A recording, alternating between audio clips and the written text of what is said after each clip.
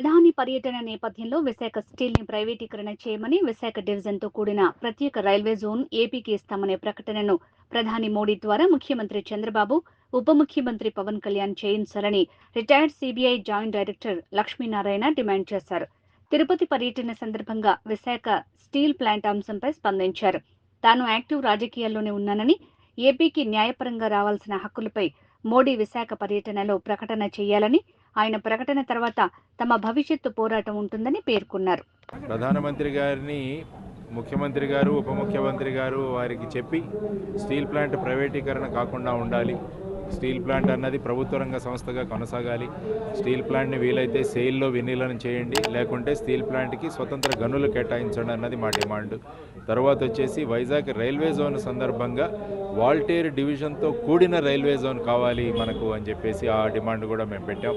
కాబట్టి ఈరోజు సాయంత్రం చూద్దాం ప్రధానమంత్రి గారు ఏ విధమైన ప్రకటనలు చేస్తారో, ఆ తర్వాత ఈ విషయాలను ముందుకెలా తీసుకువెళ్లాలన్నది ఆలోచిస్తాం.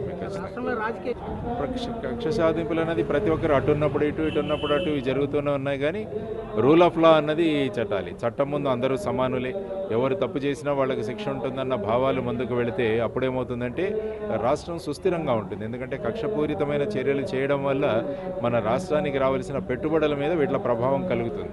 ఎందుకంటే ఈ విధమైన చర్యల వల్ల ఏమవుతుందంటే మన రాష్ట్రం యొక్క విషయం గురించి అందరూ పెట్టుబడి పెట్టే వాళ్ళందరూ కూడా ఆలోచిస్తారు. వాళ్ళు పెట్టుబడి పెట్టాలా, ఇక్కడ మన పెట్టుబడి సేఫా, దీని నుంచి మనకు లాభాలు వస్తాయని ఆలోచిస్తారు. కాబట్టి ఎప్పుడూ కూడా కక్ష రాజకీయాలు కాకుండా చట్టబద్ధమైన యాక్షన్లు ఎప్పుడు తీసుకోవాలన్నది ప్రభుత్వాలు చేయాల్సిన ముఖ్యమైన పని. జమిలీ ఎన్నికలు యాక్చువల్గా 2029 సంవత్సరం తర్వాతే వస్తాయి. ఎందుకంటే చట్టంలో కూడా అలాగే పెట్టారు వాళ్ళు.